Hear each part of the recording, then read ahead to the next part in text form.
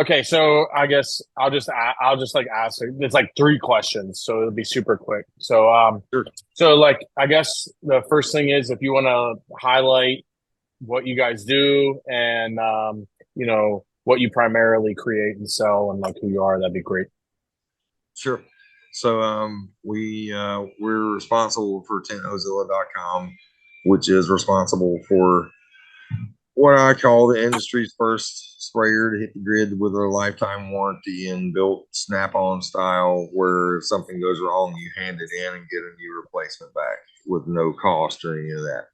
Cool.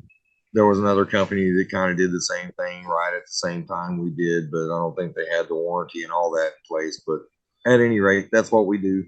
That's what we still stand by. We've got, I don't know how many thousand it is. It's over 6,000 now. We've got over 6,000 units out there in action, not including our Hold on, I got individual.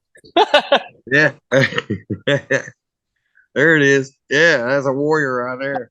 Yeah, yeah. Yeah. So So, yeah, so obviously I'm a believer. I've got a I don't really use kegs a ton. I have one in my water closet, and then I have a reel system in the ceiling that I built. But I use this for like gel and all kind of other stuff. These smaller kegs. So nice. I know I appreciate it.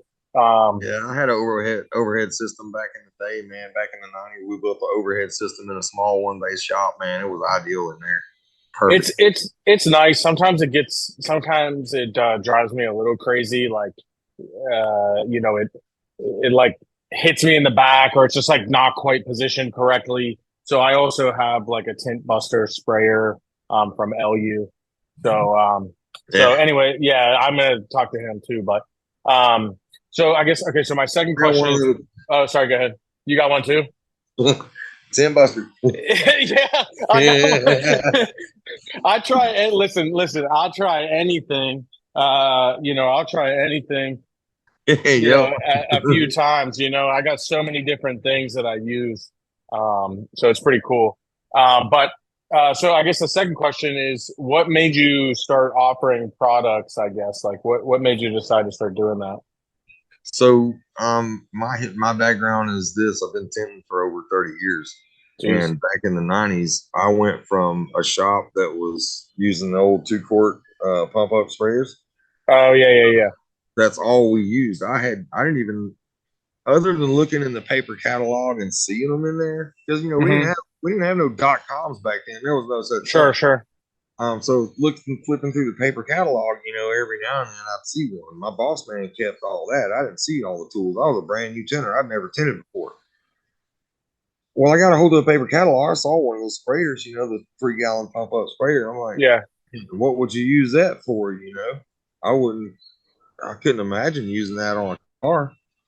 right. Well, I got a job at another shop. At that time, we were doing good to get 4 or 5 cars done in a day. Hmm. Well, I got a job in a shop doing 9, 10, 12 cars in a day in the Sure. '90s. I'm like, dude, how are you doing freaking 10 cars in a day? And what in the world, man?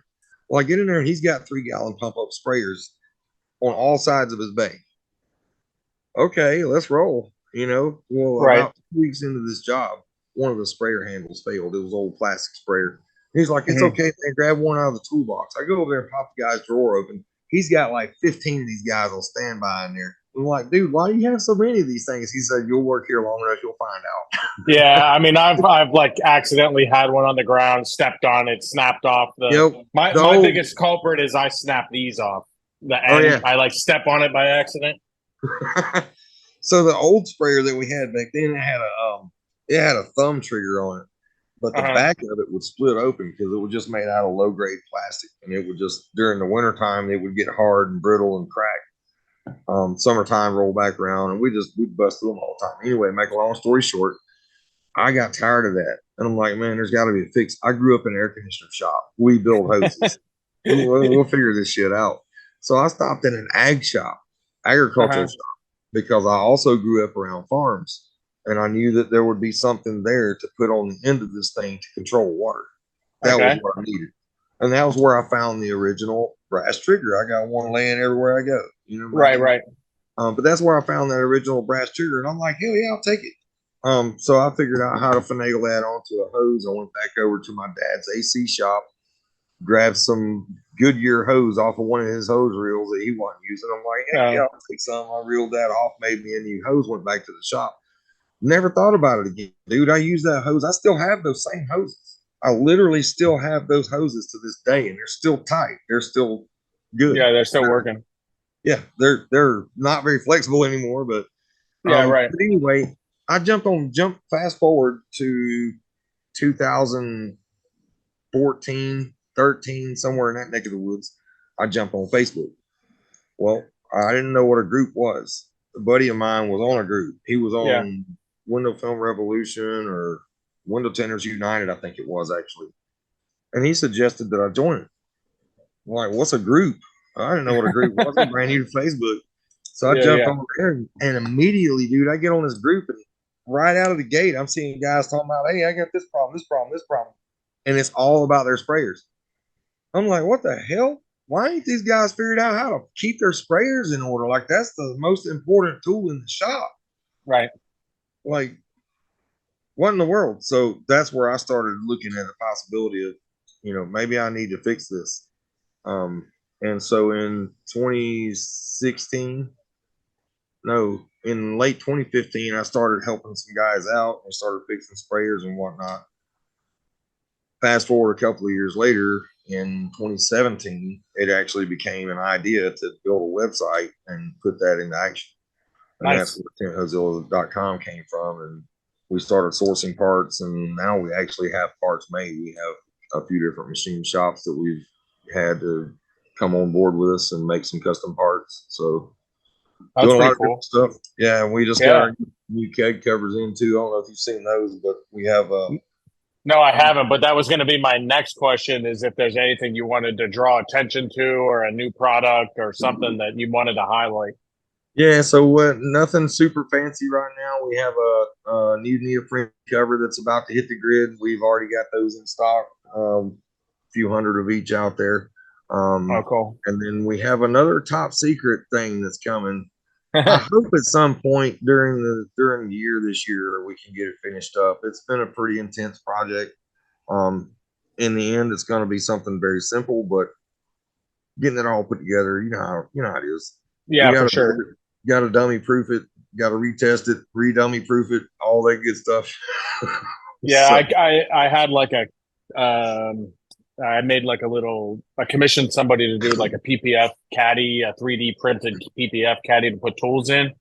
And it yeah, was like a long process. Like we tried this, we tried that. Like, how can we make it the most affordable? And then, of course, some website knocked it off in China before I even like sent the first order out. So, and of course, yeah, it's probably like $2, and mine's like $40, yep. but it's all made here in Texas at least.